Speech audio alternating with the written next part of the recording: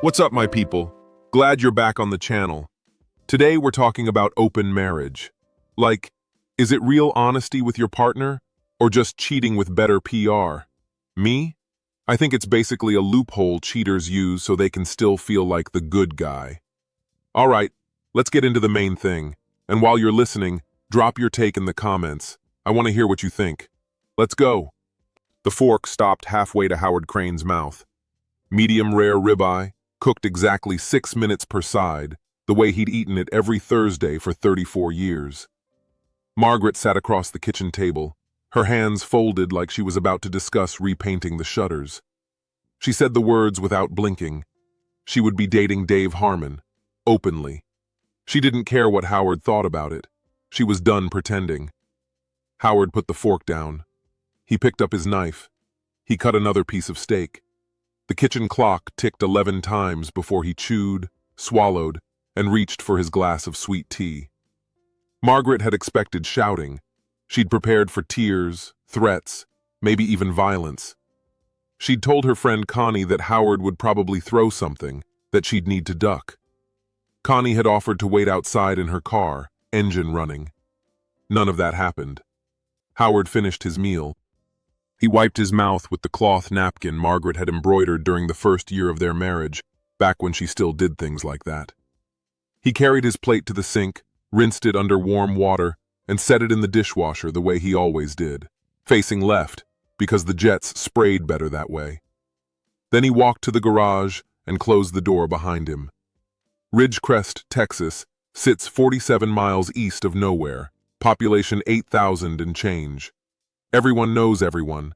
The Baptist Church holds 300 on Easter Sunday, and the Methodist Church holds their grudges longer. There's one high school, one hardware store, one secret everyone's keeping from someone. Howard Crane had built half the buildings in town. Crane Construction started in 1971 with a pickup truck and a borrowed circular saw. By 1985, Howard employed 37 men and owned the biggest house on Sycamore Lane. Margaret had picked out the curtains, the furniture, the imported Italian tiles in the master bathroom. She'd picked out everything, really. Howard just paid. Dave Harmon lived 4 houses down, insurance agent.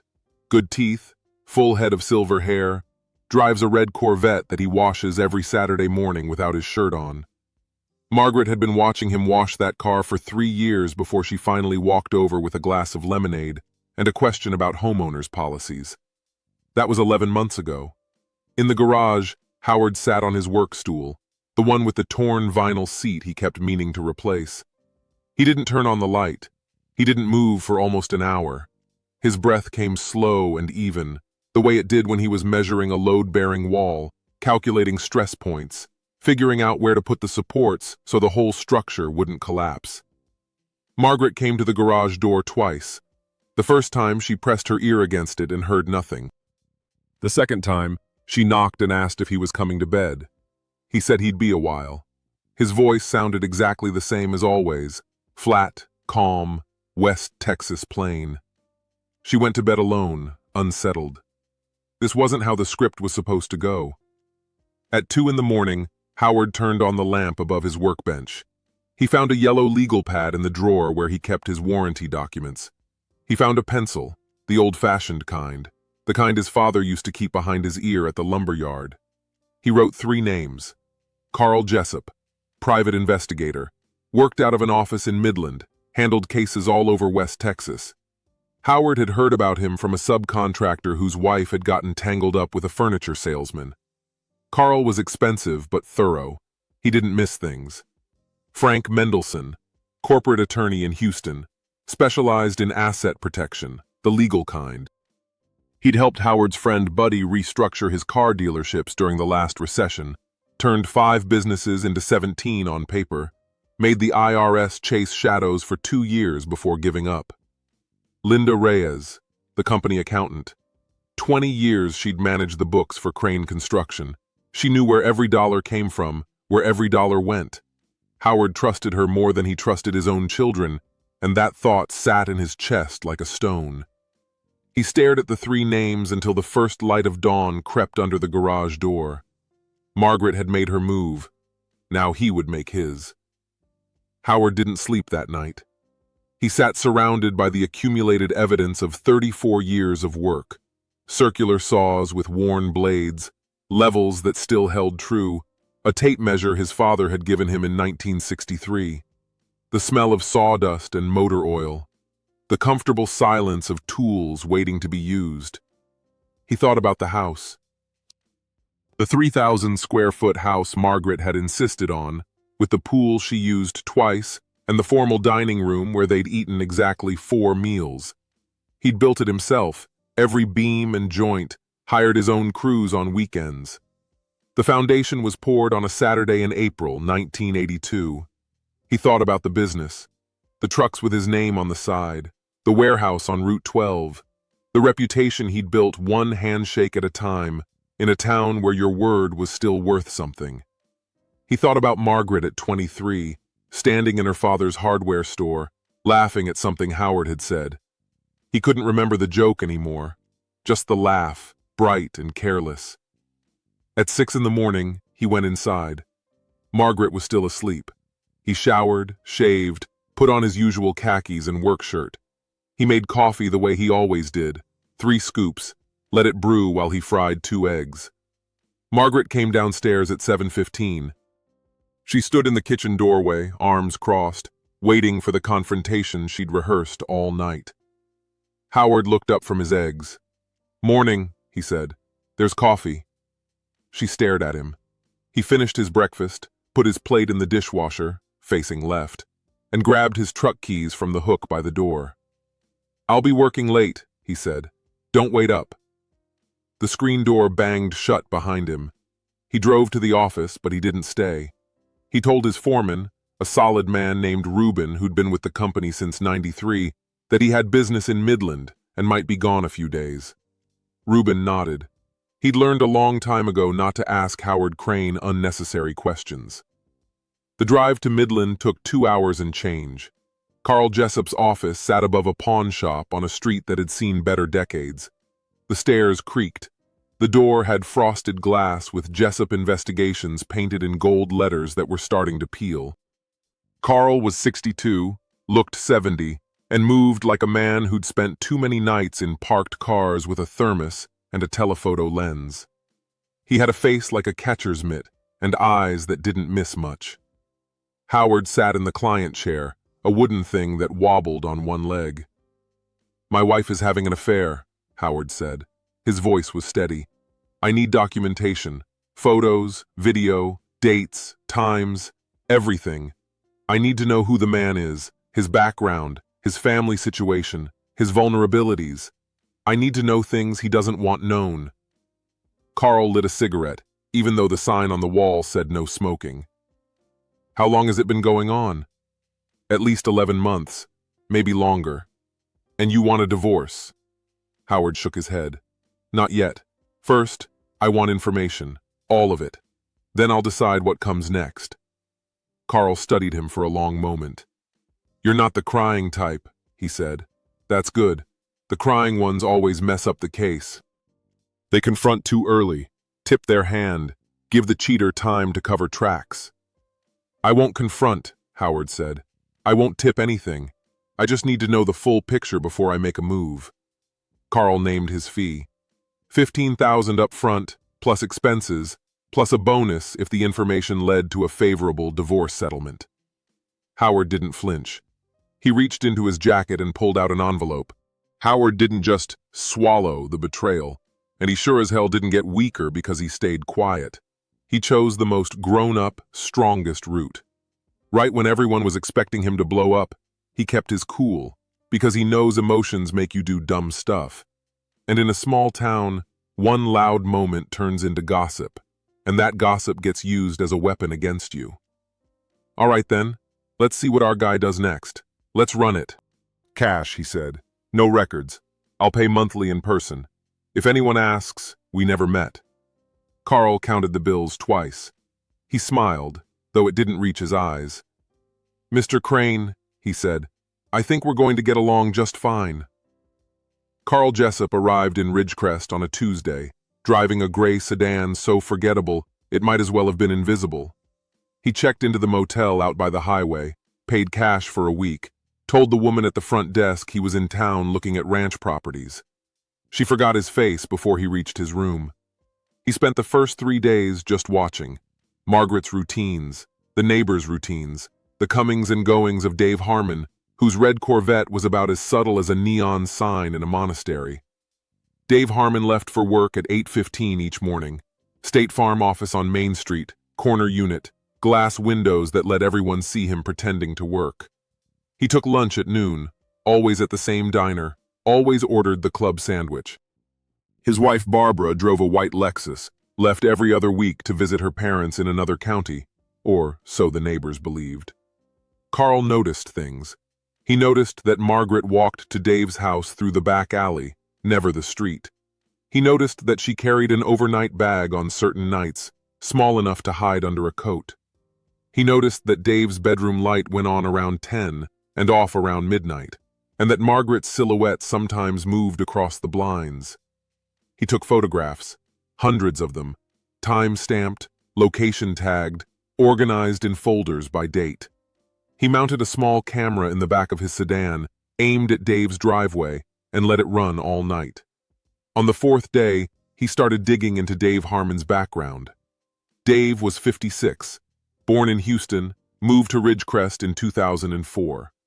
Before insurance, he'd sold cars in Dallas, left that job under unclear circumstances. His credit report showed a bankruptcy in 1998, discharged and forgotten. His marriage license listed his wife as Barbara Ann Morrison. Morrison. Carl ran the name. Barbara's father was William Morrison. Judge William Morrison. County judge, civil division, handled every property dispute, custody battle, and divorce proceeding within 70 miles. Carl sat back in his motel chair and whistled, low and impressed. Dave Harmon wasn't just cheating on his wife, he was cheating on the county judge's daughter. He called Howard that evening, from a payphone outside a gas station, because Carl Jessup was the kind of man who still used payphones. "You need to hear this," he said. Howard listened. He didn't interrupt. When Carl finished, there was silence on the line for almost a full minute. "The judge's daughter," Howard said finally. "The judge's only daughter," Carl confirmed. "Married 15 years, 2 kids in college. Judge Morrison handles every divorce case in the county. Every single one." Howard let out a breath. "Keep watching," he said. "I need everything. Every photo, every video, every timestamp. I need enough evidence that no one can question it." "How long?" "As long as it takes." Carl hung up and looked at the Texas stars above the gas station. He'd been doing this job for 30 years. He'd seen men cry, threaten, beg, collapse. He'd never heard a man sound like Howard Crane. Cold wasn't the right word. Deliberate, maybe. Like a man dismantling a bomb, wire by wire, knowing exactly which one to cut. Carl got back in his gray sedan and drove to his usual spot down the street from Dave Harmon's house. The night was just beginning. Margaret Crane had never felt more alive. That's what she told her friend Connie over margaritas at the Mexican place on Route 7, the one with the good queso and the waiters who didn't recognize them from church. She described it in terms that made Connie uncomfortable. The passion, the excitement, the way Dave looked at her like she was the only woman in the world.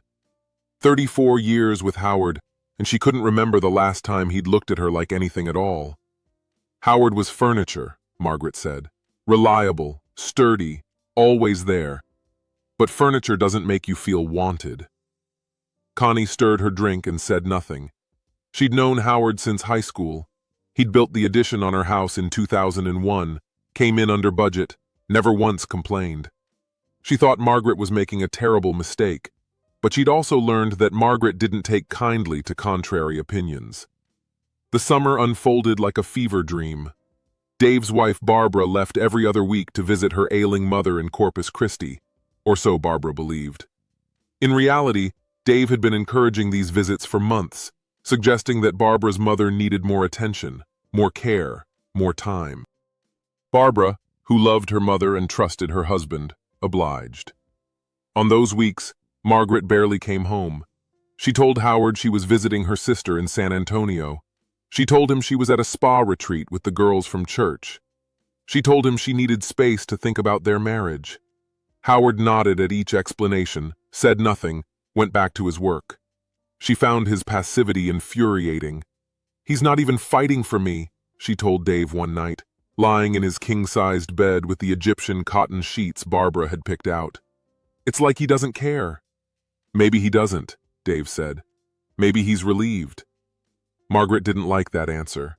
She'd expected drama, jealousy, some evidence that 34 years had meant something. Instead, Howard came and went like a ghost, quiet and undisturbed. She didn't notice the gray sedan.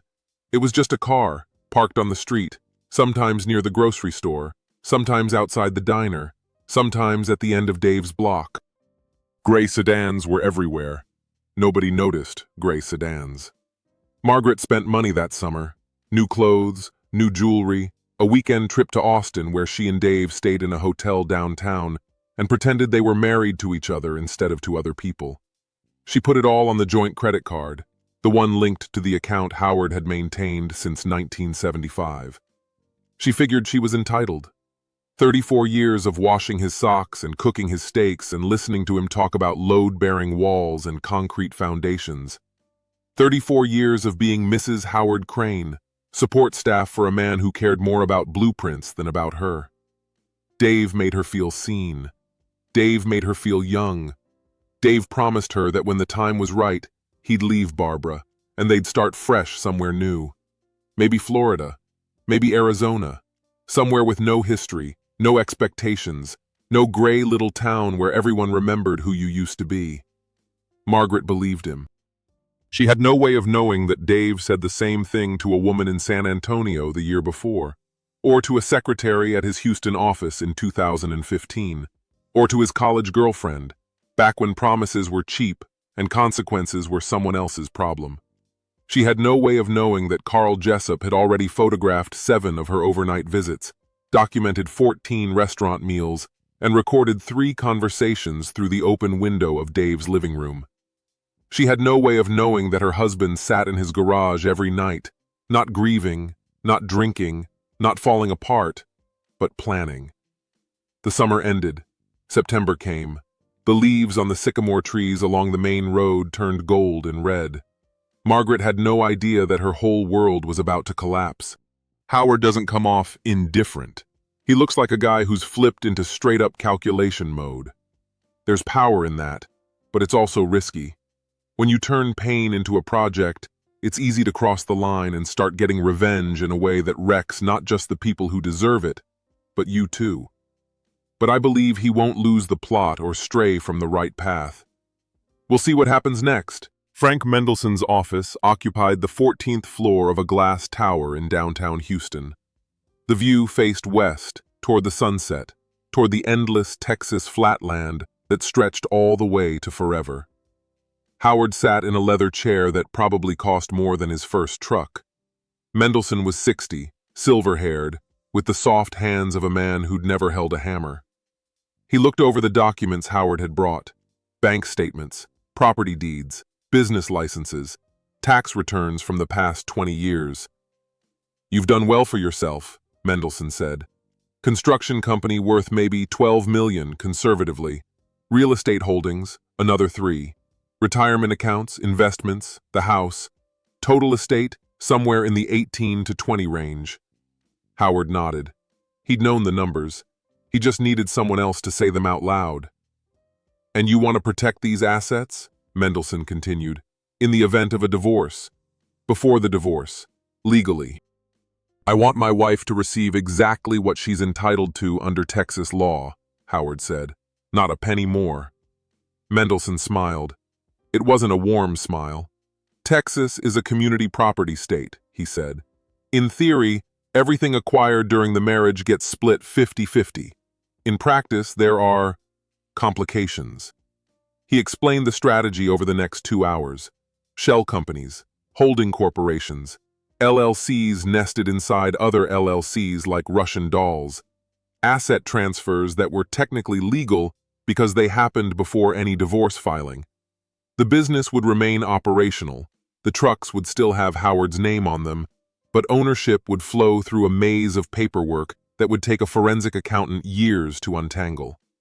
"You'll need someone you trust," Mendelsohn said. "Someone who understands the books. Someone who can make these transfers look routine." Howard thought of Linda Reyes, 20 years of service. Widowed in 2008, raised her 2 sons alone, never missed a day of work. She knew crane construction better than Howard did in some ways. "I have someone," he said. "Good, because this only works if the paperwork is perfect. One mistake, one document out of place, and a judge could unwind the whole thing." "How long?" 8 weeks, Mendelsohn said. "Maybe 10. We need to move everything gradually, nothing that looks rushed or suspicious. By the time your wife files for divorce, if she files, there won't be anything left to divide." Howard wrote a check for the retainer, $50,000. He didn't hesitate. Back in Ridgecrest, he met Linda at a coffee shop on the far side of town, the one where nobody from church would see them. He told her everything, the affair, the investigator, the plan. Linda listened without interrupting. When he finished, she took a long sip of her coffee. "I always thought Margaret was a fool," she said quietly. Howard looked at her. Really looked at her, maybe for the first time. Gray streaks in her dark hair, lines around her eyes from years of squinting at spreadsheets, hands that typed 80 words a minute and never made a mistake. "Will you help me?" he asked. Linda set down her coffee cup. "I've been waiting 20 years for you to ask me for something, Howard. Anything at all." She paused. "Yes, I'll help you." Over the next 8 weeks, Crane Construction transformed on paper. The company became a subsidiary of a holding corporation registered in Delaware. The real estate holdings transferred to a trust. The bank accounts shifted to new institutions, new names, new structures. Margaret noticed nothing. She was too busy with Dave, too caught up in the romance she thought would last forever. By the end of October, Howard Crane owned nothing. On paper, he was a salaried employee of his own company, drawing $60,000 a year, with no significant assets to his name. The house belonged to the trust. The business belonged to the holding company. The money sat in accounts Margaret would never find. The trap was set. Now all Howard had to do was spring it. Carl Jessup spread the photographs across the motel bed like a deck of cards. 217 images. Dave Harmon entering restaurants with Margaret. Dave Harmon holding Margaret's hand in a parking lot in Austin. Dave Harmon kissing Margaret in the doorway of his own home, his wife's ceramic welcome sign visible in the corner of the frame. Howard studied each one. His face betrayed nothing. "There's more," Carl said. He pulled out a manila folder, thick with documents. Dave Harmon's complete history. Born 1968 in Houston. Father was a used car salesman. Mother worked at a dry cleaner. Graduated high school with a C average, scraped through 2 years of community college before dropping out. Howard flipped through the pages. Employment history, credit reports, court records. He filed for bankruptcy in '98, Carl continued. Bad investments, gambling debts, though that part never made it into the official paperwork. His first wife divorced him in 2001. She got the house, the car, and a restraining order. "First wife," Howard repeated. Carl nodded. "Patricia Harmon, née Sullivan. Lives in Galveston now. I spoke with her on the phone. She had plenty to say, none of it flattering. Apparently Dave has a pattern. Charm them, use them, discard them when something better comes along." Howard set down the folder. "And the current wife?" "Barbara Ann Morrison. Married Dave in 2009, 5 years after he moved to Ridgecrest. Her father is Judge William Morrison."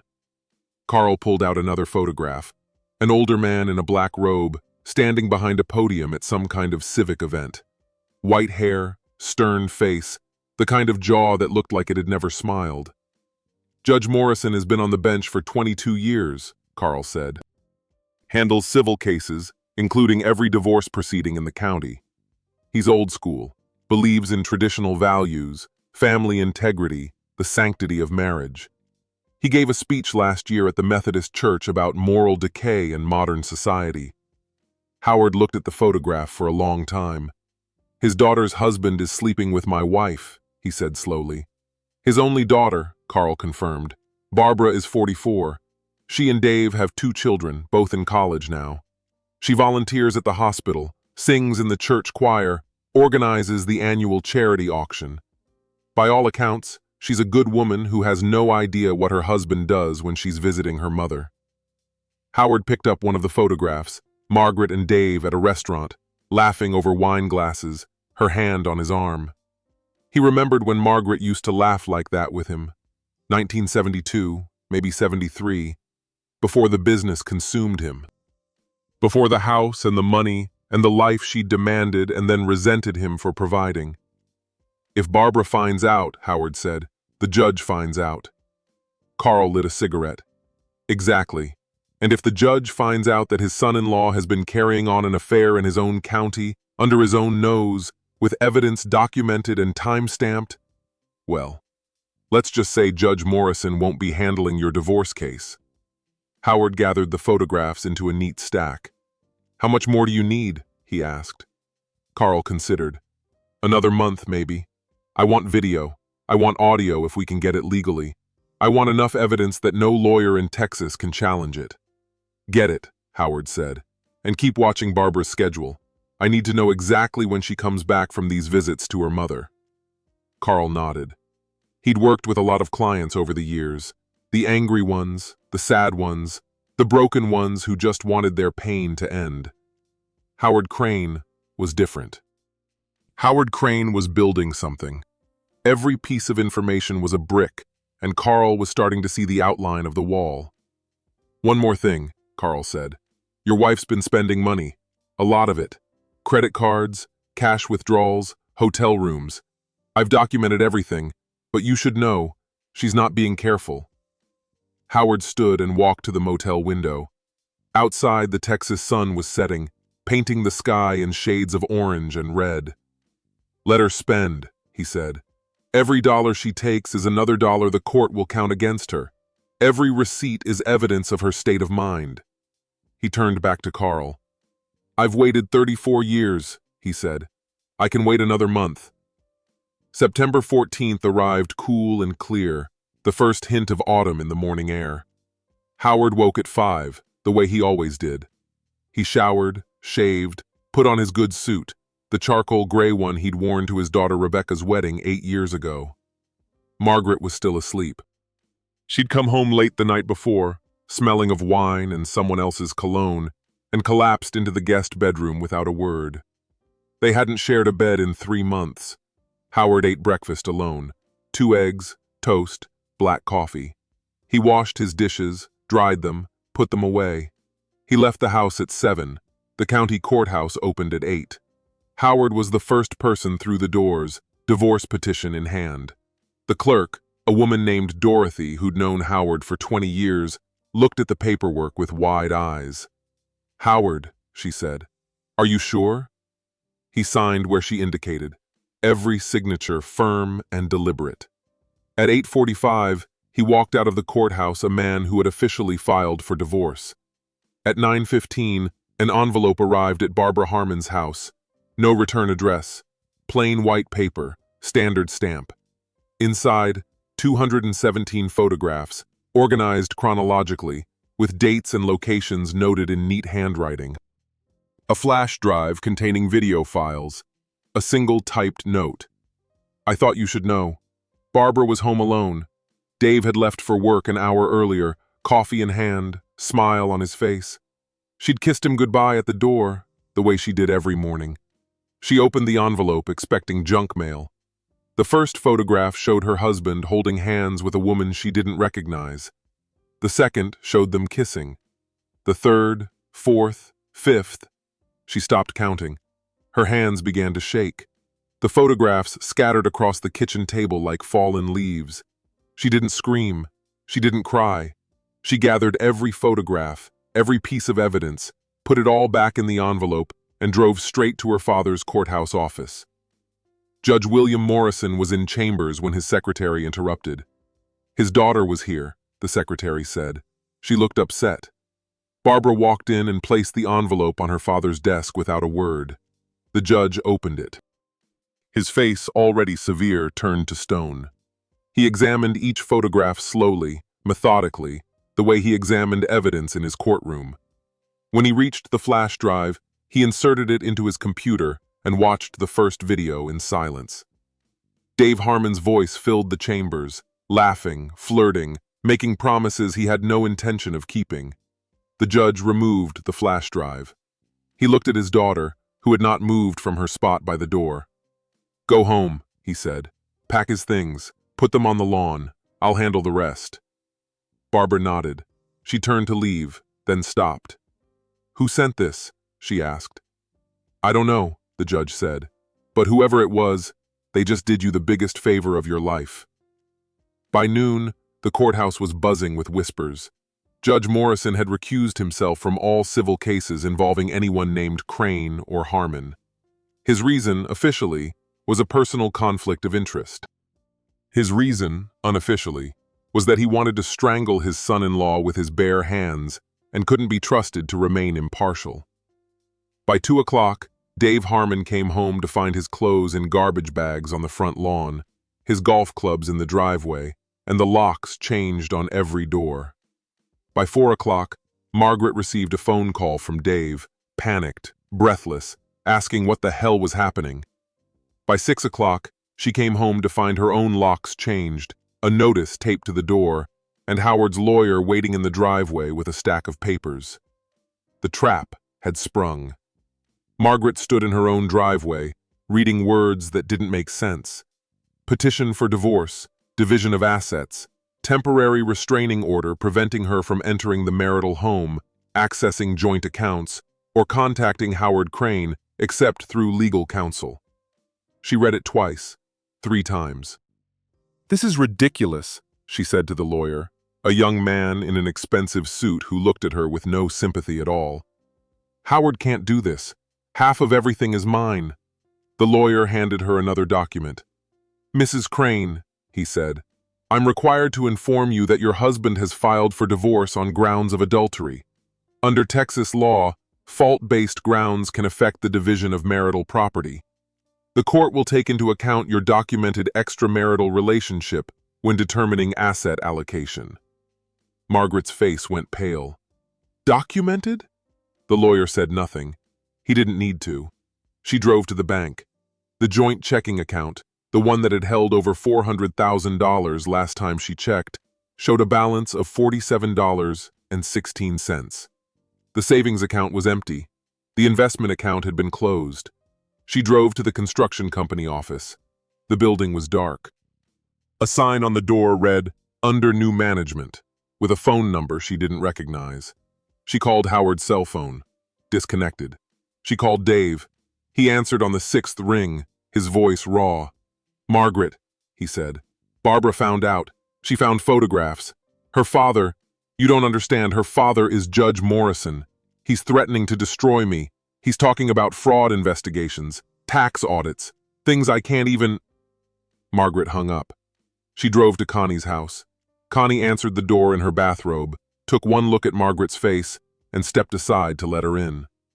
Over coffee that grew cold on the table, Margaret told her everything. The divorce filing, the empty accounts, the changed locks, Dave's panic, his mention of Barbara, of the judge. Connie listened. When Margaret finished, she asked a single question. Where did the photographs come from? Margaret didn't know. She hadn't thought to ask.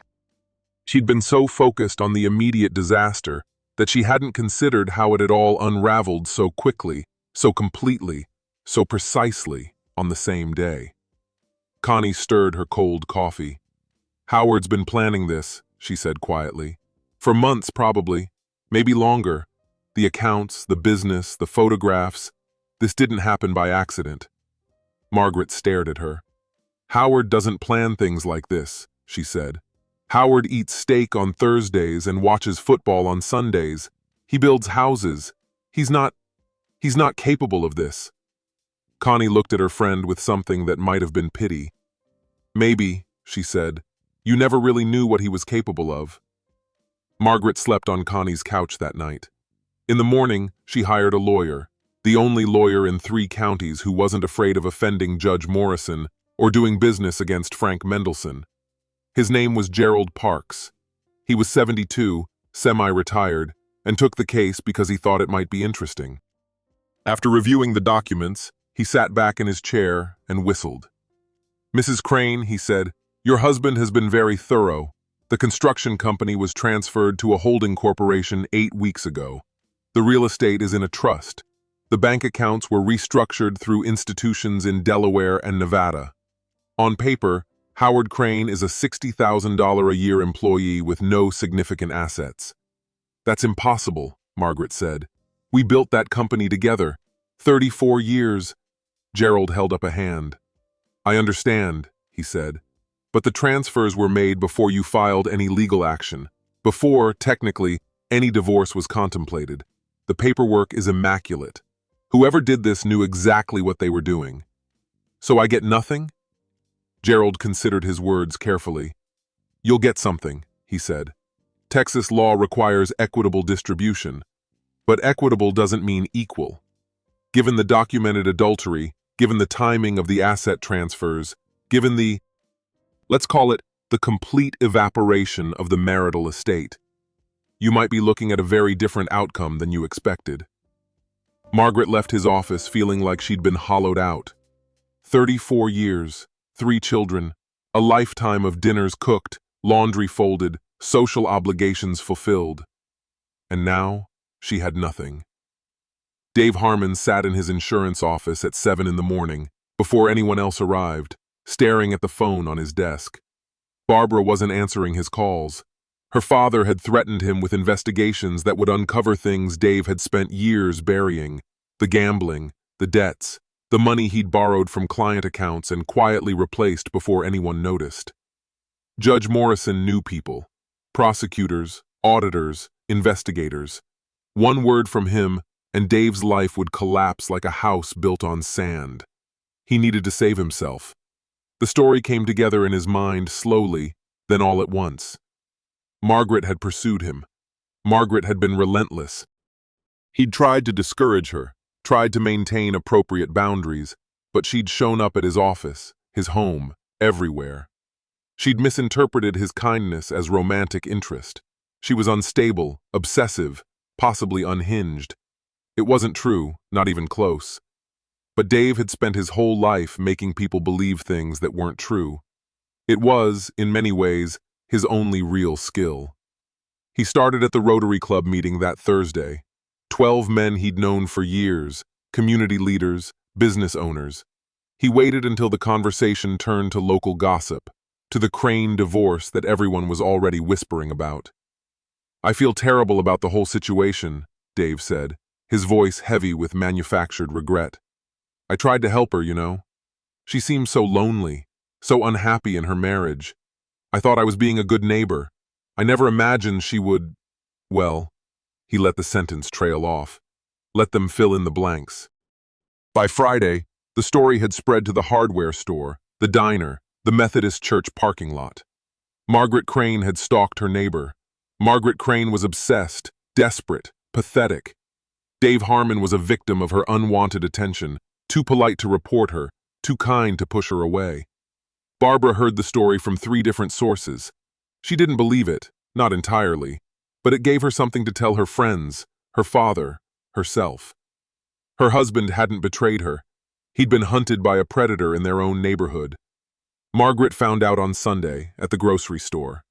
She was reaching for a can of soup when 2 women she'd known for 15 years walked past her without saying hello. She turned to greet them. They quickened their pace.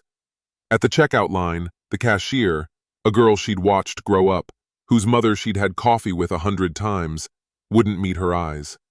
In the parking lot, she overheard her own name: stalker, homewrecker, that poor Dave Harmon. She drove home, to Connie's house, the only home she had now, and sat in the car for an hour, engine off, staring at nothing. Dave was telling people she'd pursued him. Dave was making her the villain. She called him. He didn't answer. She called again. Voicemail. She left a message, her voice shaking with rage. How dare you? You pursued me. You came to my house. You told me you loved me. How dare you do this? Dave listened to the message, deleted it, and went back to convincing his wife that he was the real victim. By the end of the month, Margaret couldn't walk into a store without feeling eyes on her back. Conversations stopped when she approached. Invitations to community events stopped arriving. The women she'd called friends for decades suddenly had prior commitments, other plans, busy schedules. Ridgecrest was a small town. In a small town, reputation was everything, and Margaret's reputation was gone. Howard sat at the kitchen table in the house that was no longer legally his house, waiting for his children to arrive. Thomas came first. 41 years old, architect in Dallas, drove down in his silver BMW with the serious face he'd inherited from his grandfather. Rebecca arrived 20 minutes later, 38, kindergarten teacher in Austin, still wearing the cross necklace her mother had given her at confirmation. James came last, 34, the youngest, worked construction for a company in Houston that competed with his father's business, a choice that had always felt like a minor rebellion. They sat around the table where they'd eaten 1,000 childhood dinners. Howard had made coffee. He hadn't touched his. "I need to show you something," he said. He placed a laptop on the table, opened a video file, pressed play. Their mother's voice filled the kitchen. She was laughing, talking to Dave, saying things that made Thomas look away and Rebecca cover her mouth. She talked about Howard like he was furniture. She said she should have left years ago. She said the children would understand eventually, that they'd see she deserved to be happy after all she'd sacrificed. James stood up and walked to the window. Rebecca started crying. Thomas watched until the end, his jaw tight. Howard closed the laptop. "I'm not showing you this to hurt you," he said. "I'm showing you because your mother is going to tell you a different story. She's going to say I abandoned her, that I stole everything we built together, that I turned the town against her." "Is that true?" James asked, still facing the window. Howard considered the question. "I protected myself," he said. "I documented what she did. I moved assets legally before she could take them illegally. And yes, I made sure the right people found out about her relationship with Dave Harmon." Thomas exhaled. "Dad, that's what exactly?" Howard interrupted, his voice still calm, still level. "Your mother announced at dinner that she would openly date our neighbor and didn't care about my feelings. After 34 years. 34 years of building a life, a business, a family. She didn't ask for a divorce. She didn't suggest counseling. She told me she would humiliate me publicly, in my own town, and I should accept it." The kitchen was silent. "I didn't raise my voice that night," Howard continued. "I didn't raise my voice any night. I just decided that if she wanted to burn down our marriage, she would do it alone. And she would face the consequences alone." Rebecca wiped her eyes. "Mom's been calling me," she said, "every day. She says you ruined her life. She says Dave lied about her, that he told everyone she was a stalker." Howard nodded. "Dave is protecting himself. That's what men like Dave do." James turned from the window. "So what happens now?" Howard looked at his 3 children. They were grown, independent, capable of making their own judgments. He had never tried to control them, never demanded their loyalty. He wasn't demanding it now. "What happens now is your choice," he said. "You can believe your mother's version. You can believe mine. You can believe both or neither. I'm not going to tell you what to think. But," he added, "if you choose to hear her out, ask her one question. Ask her what she said at that dinner table. Ask her exact words, and see if she tells you the truth." One by one, his children nodded. One by one, they hugged him and left. Over the following weeks, Margaret called each of them. Thomas didn't answer. Rebecca answered once, asked the question their father had suggested, and hung up when their mother couldn't give a straight answer. James met her for coffee in Houston, listened to her explanations, and drove home feeling like he didn't know her at all. By Christmas, none of them returned her calls. Howard spent Christmas Eve at Linda's house, eating turkey she'd cooked herself, watching her grandchildren open presents around a small tree decorated with ornaments her late husband had carved from wood. It was quiet. It was peaceful. It was exactly what he needed. Patricia Vance drove a red Mustang and wore suits that cost more than most people's rent. 32 years old, University of Texas law degree, 3 years at a corporate firm in Austin before she struck out on her own. She took cases other lawyers wouldn't touch, cases where the odds were long and the potential payout was longer. Margaret found her through the internet, through a website that promised aggressive representation for women wronged by the system. Patricia answered the phone herself, listened for 20 minutes, and said she'd take the case on contingency. They met at a coffee shop in San Antonio, neutral territory, away from Ridgecrest and its whisper network. Margaret brought every document she could gather: bank statements from before the transfers, photographs of the house she'd helped decorate, tax returns from 20 years of marriage. Patricia studied the paperwork with the intensity of a surgeon examining an X-ray. "He moved everything," Margaret said. "The business, the accounts, the property, all of it, gone. And he did it while pretending nothing was wrong, while eating dinner with me every night, while watching TV, while acting like everything was normal." Patricia nodded. "That's actually helpful." "Helpful? It shows premeditation," Patricia explained. "It shows he was planning this divorce long before he filed. If we can prove he transferred assets with the specific intent to defraud you of your marital share, a judge might unwind those transfers."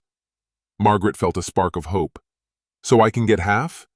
Patricia held up a hand. "I said might. The problem is timing. All these transfers happened before any divorce action was contemplated, at least on paper. Texas law allows spouses to manage community property. If he can argue these were legitimate business decisions, normal corporate restructuring, we're fighting uphill.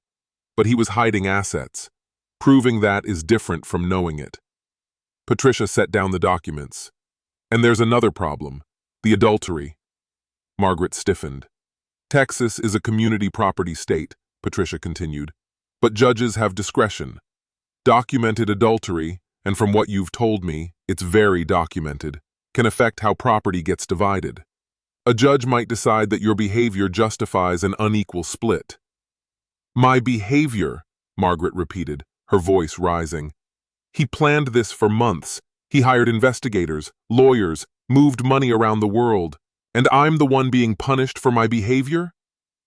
Patricia's expression didn't change. "I'm not saying it's fair," she said.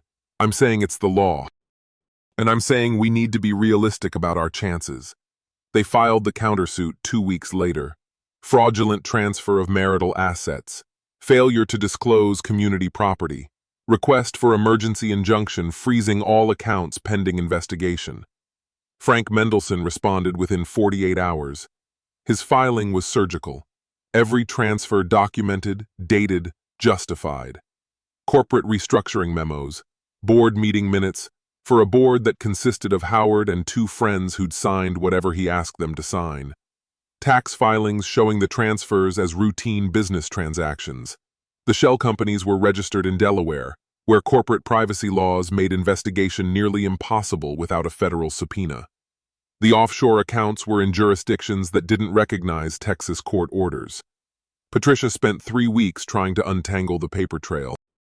She hired a forensic accountant, a man named Wheeler, who charged $400 an hour and found nothing actionable. Whoever did this knew what they were doing, Wheeler told her over the phone. The paperwork is immaculate. Every transfer has a legitimate business justification. Every account is properly documented. If there's fraud here, it's buried so deep we'd need years and a team of investigators to find it. The hearing lasted 47 minutes. Judge Harrison, assigned after Judge Morrison's recusal, listened to both sides, reviewed the documents, and ruled from the bench. "Mrs. Crane," he said, looking at Margaret over his reading glasses, "I understand you feel wronged, but the evidence before me shows legitimate business transactions conducted before any divorce action. I see no basis for an emergency injunction. He turned to the question of property division.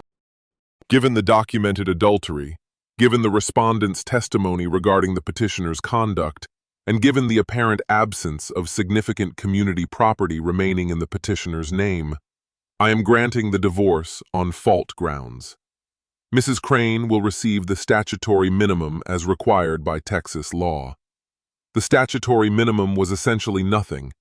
Margaret sat frozen in her chair as the judge moved to the next case. Patricia touched her arm, said something about appeals, about other options, about not giving up. Margaret heard none of it. She walked out of the courthouse into bright Texas sunshine, blinking like a woman emerging from a cave. Her car was parked 3 blocks away. She walked past it, kept walking, ended up at a bar she'd never been to, ordered a whiskey she didn't want, and sat there until the bartender asked if she needed to call someone. She didn't have anyone to call.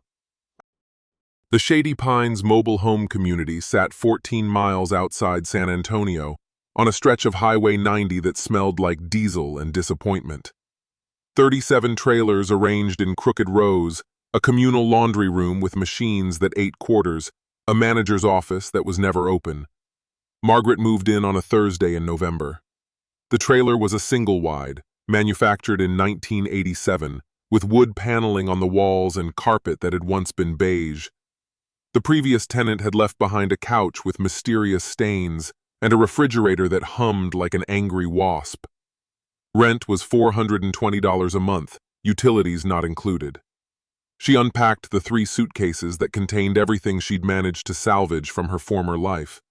Clothes that seemed absurd now, designed for country club luncheons and charity galas. Photographs of children who no longer spoke to her. A jewelry box with pieces Howard had given her over the years. She'd tried to sell them, but the appraiser said they were worth less than she'd hoped. The gas station job came through a temp agency. $7.50 an hour, morning shift, working the register at a Fuel Plus off Interstate 10. The manager was a woman named Dolores, who had a lazy eye and didn't ask questions. Margaret learned to work the register, stock the coolers, mop the floors when her shift ended. Her first paycheck was $312. She'd spent more than that on a single dinner with Dave once. A steakhouse in Austin, wine she couldn't pronounce, dessert she'd barely touched. He'd paid with a credit card, she remembered. His wife's credit card, probably. The days blurred together. Wake at 5, shower in a bathroom the size of a closet, drive to work in a used Honda she'd bought for $2,000 cash from a lot that didn't check credit. Stand behind a register for 8 hours, smile at truckers and traveling salesmen, count cigarettes and lottery tickets, pretend she didn't notice when customers looked at her like she was invisible. She tried calling Connie. The first time Connie answered, said she was busy, promised to call back. She didn't. The second time the call went to voicemail. The third time the number was blocked. She wrote letters to her children. Thomas first, the oldest, the one who'd always been closest to his father. She explained everything, her loneliness, her mistakes, her regret. She asked for forgiveness, for understanding, for a chance to explain in person. The letter came back unopened. Returned to sender. Rebecca second. A longer letter, more emotional. She mentioned the confirmation necklace, the memories they'd shared, the bond between mother and daughter that nothing could break. Rebecca wrote back. A single sentence on a sheet of notebook paper. Please don't contact me again. James didn't respond at all. Christmas arrived. Margaret bought a small tree from the dollar store, decorated it with tinsel she found in a box of the previous tenant's abandoned belongings. She cooked a frozen turkey dinner in her microwave, ate it in front of a television that received 4 channels, and went to bed at 8 because there was nothing else to do. She dreamed about the house on Sycamore Lane, the kitchen where she'd announced her affair like it was nothing, Howard's face across the table, calm and unreadable. She hadn't understood that calm then. She understood it now. It was the calm of a man who had already decided what he was going to do. In January, she got a notice that her food stamps had been approved. In February, she got a notice that her Medicaid application was being processed. In March, She got a letter from a law firm she didn't recognize, informing her that Howard Crane had married Linda Reyes and that as per the divorce settlement, she was entitled to no further claims on his estate. She read the letter 3 times before the words sank in. Linda, the accountant, the quiet woman who'd worked in the back office, who'd always smiled politely when Margaret came by the construction company, who'd been at every company Christmas party for 20 years. Linda had been there all along, watching, waiting. Margaret crumpled the letter and threw it across the trailer. It bounced off the fake wood paneling and landed on the stained carpet. She sat on her couch, the couch with the mysterious stains, the couch that had come with the trailer, and laughed. It wasn't a happy laugh. Linda Reyes had been in love with Howard Crane for 17 years before she ever said a word about it.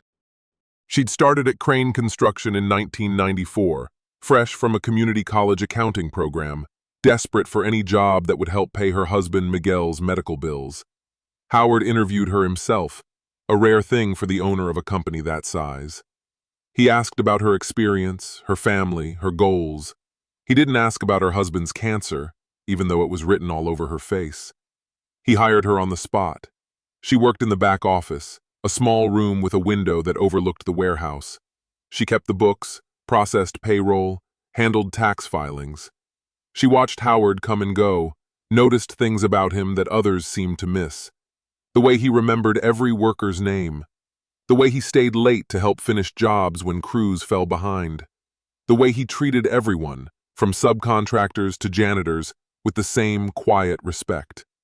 Miguel died in 2008, after 14 years of treatments, remissions, relapses. Linda took 3 days off for the funeral, then came back to work because the office was the only place that felt normal. Howard said nothing about the missed days. He just handed her an envelope, 2 weeks paid leave that she hadn't asked for, hadn't expected. She tried to refuse. He walked away before she could. Over the years, she watched him with Margaret, watched him absorb her complaints, her demands, her public criticism at company events, watched him build her the house she wanted, buy her the cars she wanted, fund the lifestyle she wanted. Watched him disappear a little more each year, retreating into his work, his garage, his silence. Linda never said anything. It wasn't her place. She was the accountant, nothing more. She had her own life, her 2 sons, her small house on the edge of town. She didn't expect anything to change. Then came the night Howard sat across from her at the coffee shop and told her everything. The affair, the investigator, the plan. She listened without interrupting. When he finished, he looked at her with eyes she'd never quite seen before, vulnerable, uncertain, asking for something he couldn't name. "Will you help me?" he asked. She said yes. Of course she said yes. Over the next 8 weeks, she became his co-conspirator. She restructured the company finances, created the paper trails, moved the money. She was meticulous, thorough, invisible. She understood things about Howard's business that even Howard didn't know. The weak points, the pressure points, the places where a clever accountant could make millions disappear. When it was over, when Margaret had been served and the divorce was final, Howard took Linda to dinner. Not the diner outside town, a real restaurant in San Antonio with white tablecloths and a wine list. He wore a jacket. She wore a dress she'd bought that afternoon, the first dress she'd bought for herself in 15 years. They talked about everything except what had happened. They talked about their childhoods, their parents, the dreams they'd had before life got in the way. Howard told her about wanting to be an engineer, back before his father needed help at the lumber yard. Linda told him about wanting to be a teacher, before Miguel's diagnosis changed everything. At the end of the dinner, he walked her to her car. The parking lot was empty, quiet, stars visible above the city lights. "I should have asked you to dinner years ago," he said.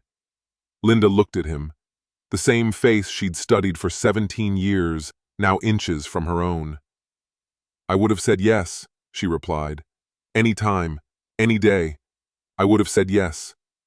He kissed her under those stars, 63 years old, feeling something he'd thought was gone forever.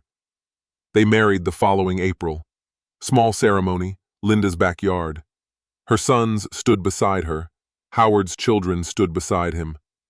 The reconciliation had been slow but real. Thomas first, then Rebecca, finally James. They'd seen enough of their mother's behavior, heard enough of her excuses, to understand that their father wasn't the villain she'd made him out to be. Howard gave a toast at the reception. 18 people in folding chairs, eating barbecue from a local joint, drinking champagne from plastic cups. To patience, he said. It pays off. Linda squeezed his hand under the table. For the first time in 35 years, Howard Crane knew what it felt like to be happy. The newspaper announcement was 3 paragraphs long, tucked between a notice about road construction and an advertisement for a used car dealership. Howard Crane, owner of Crane Construction, married Linda Reyes on Saturday in a private ceremony. The couple will reside in Ridgecrest. Below the text, a photograph. Howard in a light gray suit, Linda in a cream-colored dress, both of them smiling at the camera like people who couldn't quite believe their luck. Margaret found the newspaper on her lunch break. She was sitting in the back room of the gas station, eating a ham sandwich she'd made that morning, scrolling through her phone.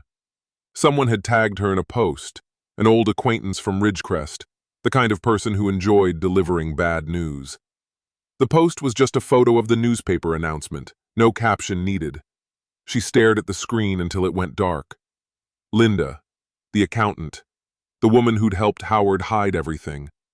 Of course it had been Linda.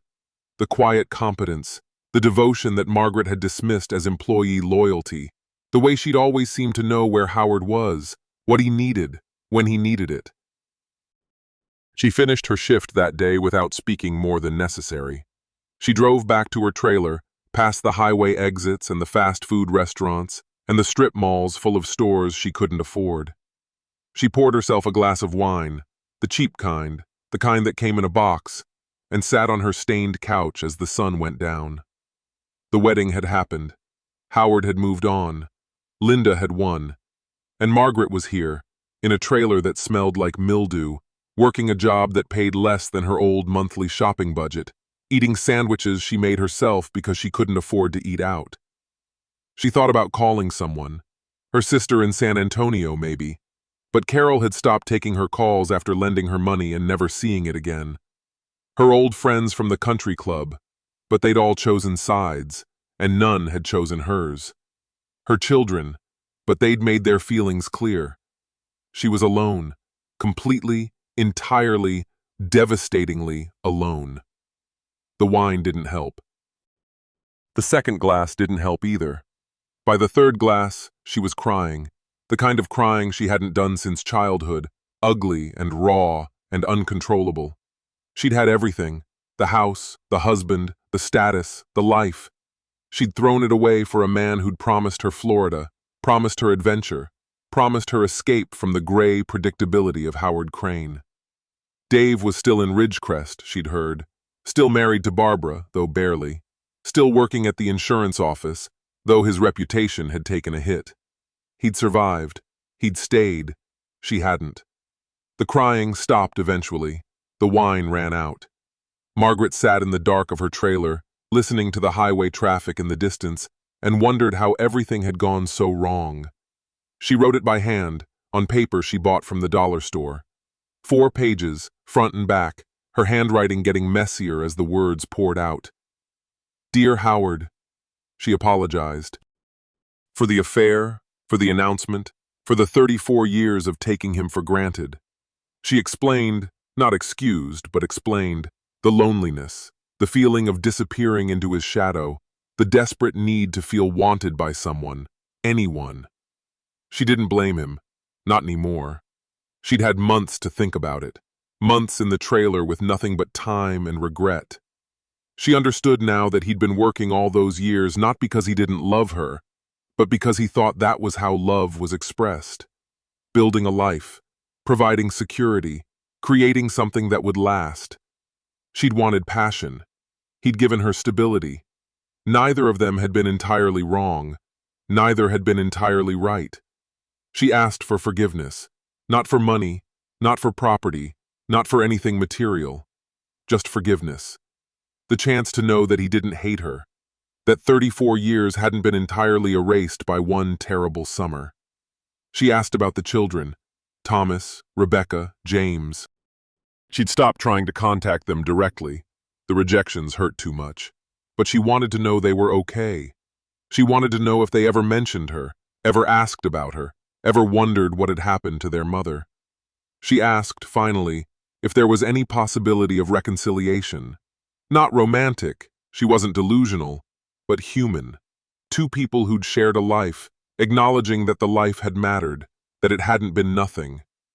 She mailed the letter on a Tuesday morning, on her way to work. The envelope was addressed to the house on Sycamore Lane, the house she'd helped design, the house she hadn't seen in over a year. Linda was the one who checked the mail.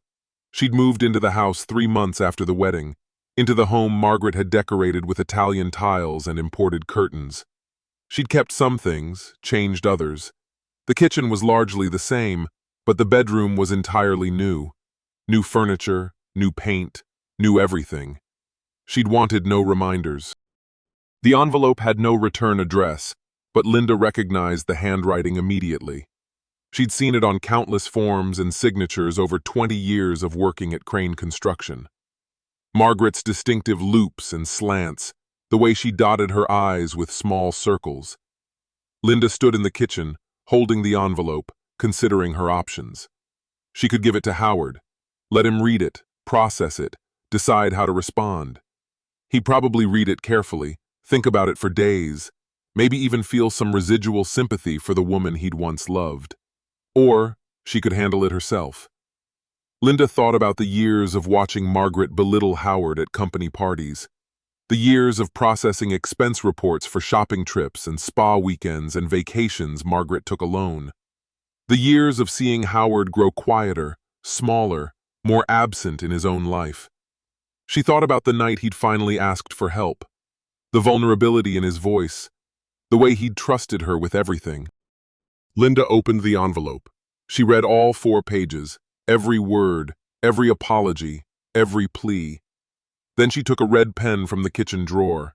On the front of the envelope, in neat capital letters, she wrote, "Addressee unknown." She put the letter back inside, sealed it with tape, and dropped it in the outgoing mail. Margaret received it 6 days later. She recognized her own handwriting, saw the red letters stamped across the front, and understood immediately what had happened. Linda had read it. Linda had rejected it. Linda had sent it back without a word of her own, just that impersonal, devastating notation. Addressee unknown. As if Howard didn't exist. As if their 34 years together had never happened. As if Margaret herself were a stranger, sending mail to the wrong house. She sat in her trailer, holding the returned letter, and finally understood what it meant to lose everything. Not just the money, not just the house, not just the status or the friends or the family. Everything. 30 years is a long time to be happy. Most people don't get that. Howard Crane did. He and Linda built a life in the house on Sycamore Lane, the house Margaret had designed and abandoned. They replaced the Italian tiles with something simpler, warmer.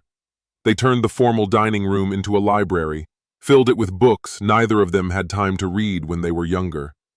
They ate dinner in the kitchen, at the same table where Howard had once sat across from his first wife and heard words that changed everything.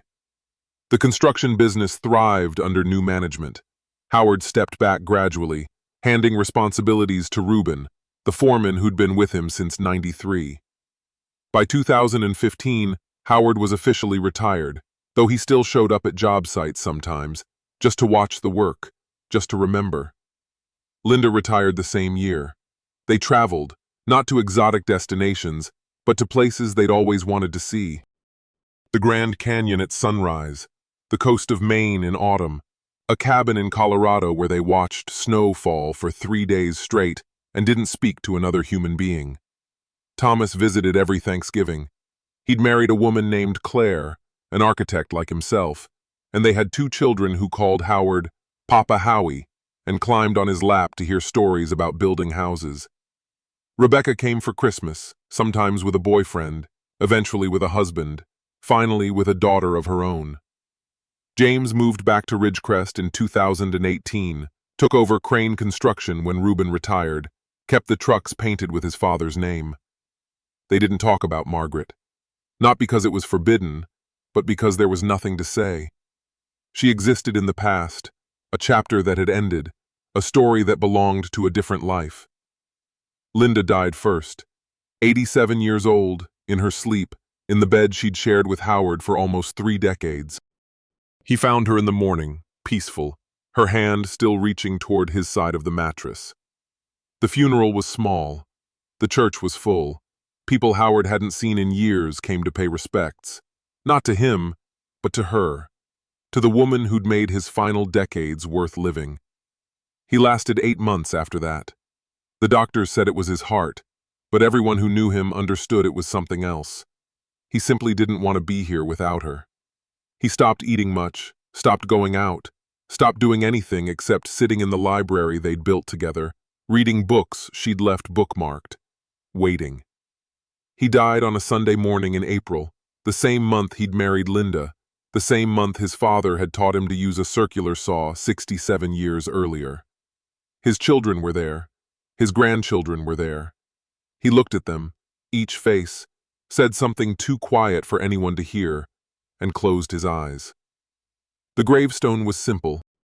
Gray granite, polished smooth, next to Linda's matching stone in the Ridgecrest Cemetery. His children had argued about the epitaph for 2 days before James remembered something their father had said once, years ago, at a family dinner when someone asked him how he'd survived Margaret's betrayal. Howard had shrugged, the way he always did when people expected drama and got calm instead. "I never raised my voice," he'd said. "There was no need." They carved it into the stone. Margaret heard about his death from a customer at the gas station. She was 79 years old. Her hair had gone white, and she walked with a limp from a fall she'd taken 2 winters back. She still worked the morning shift at the Fuel Plus off Interstate 10, still wore the blue vest with the company logo, still smiled at truckers and traveling salesmen who never looked at her twice. The customer was a young man, mid-20s, passing through on his way to somewhere else. He was buying coffee and a breakfast sandwich when he mentioned he'd just come from a funeral in Ridgecrest. "Big one," he said. "Some construction guy. Crane, I think. Whole town showed up." Margaret rang up his purchase. Her hands didn't shake. Her face didn't change. $6.47, she said. He paid with a card, took his food, drove away. He never knew who he'd been talking to. He never knew that the old woman behind the counter had once been queen of the Ridgecrest Country Club, had once lived in the biggest house on Sycamore Lane, had once had everything and thrown it away for a man who'd promised her Florida. Margaret finished her shift that day. She drove back to her trailer, a different trailer now, in a different park, but essentially the same. She made herself dinner, something simple, something cheap. She sat on her couch and looked at the wall where she'd hung a single photograph, her 3 children, taken at Thomas's college graduation, 32 years ago. They were grandparents now, probably. She wouldn't know. They hadn't spoken to her in decades. The last time she'd tried to reach out 5 years back, the letter had come back unopened. She'd stopped trying after that. Howard was dead. The man she'd dismissed as furniture. The man she'd humiliated at the dinner table. The man who'd never raised his voice, not once, not even when she'd told him she was leaving him for the neighbor with the red Corvette. She thought about what might have been. If she'd handled it differently, if she'd asked for a divorce like a normal person, sat down with lawyers, divided things fairly. If she'd never walked over to Dave Harmon's house with that glass of lemonade. She'd be a widow now, probably, living in that house on Sycamore Lane, surrounded by grandchildren, part of a family that remembered her with love instead of silence. Instead, she was here, 79 years old, alone, working a minimum wage job in a town where nobody knew her name. She didn't cry. She'd run out of tears years ago. She just sat there in the dark, listening to the highway traffic, and waited for morning. The last anyone heard of Margaret Crane, she was still at that gas station, still working the register, still wearing the blue vest. The limp had gotten worse, and she'd started using a cane, but she showed up every morning at 5, did her shift, went home. The manager, a woman named Dolores who'd been there almost as long as Margaret, once asked her why she didn't retire. Social Security, Medicaid, a small apartment somewhere, she'd earned it after all these years. Margaret had looked at her with eyes that had seen too much and understood too little. "Retire to what?" she asked. Dolores didn't have an answer. In Ridgecrest, the Crane name lived on. James ran the company now, had expanded it into commercial construction, employed over 100 people.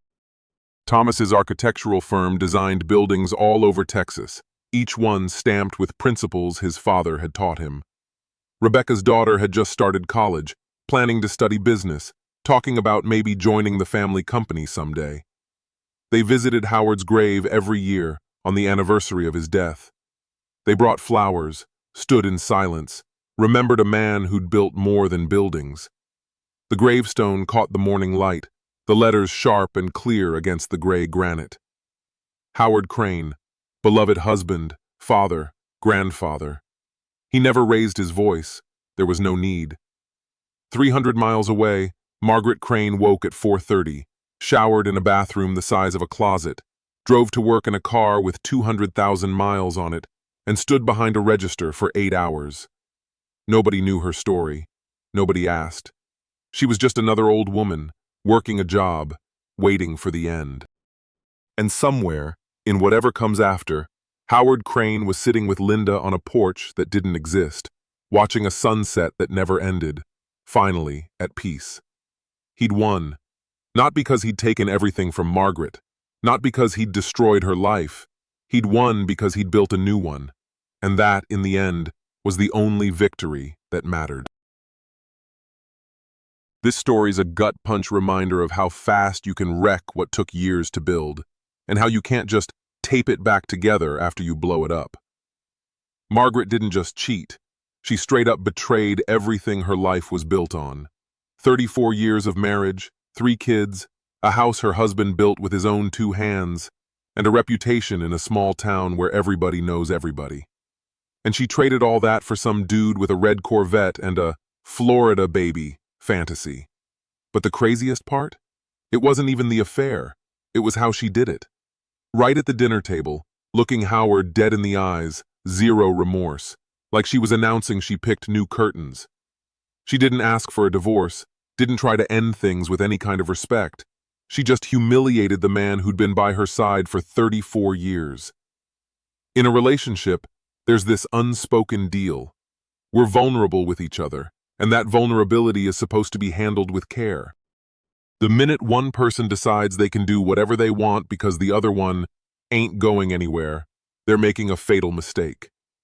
Margaret looked at Howard and saw a boring, predictable guy, basically background furniture. She didn't see his backbone, his brains, or his ability to move smart. She underestimated him, and it cost her everything. Howard showed what real strength looks like.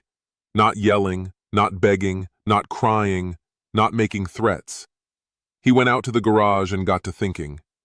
Like a builder who spent his whole life calculating load-bearing walls and support beams, he calmly planned his protection and his comeback. He wasn't out for petty revenge. He was protecting himself and his kids. And when the dust settled, he didn't stay stuck in the past. He built a new life with a woman who actually valued him. Moral of the story: don't ever treat someone's love and loyalty like it's guaranteed. What you call boring and ordinary might be the most valuable thing you've got. And if you decide to smash it, don't act shocked when there's no undo button. Margaret ended up alone, living in a trailer, working for minimum wage, cut off from her kids and grandkids, no love, no real family left. Howard died surrounded by family, next to the woman he loved. Because the real win isn't destroying the person who betrayed you. The real win is building a life where their betrayal doesn't matter anymore.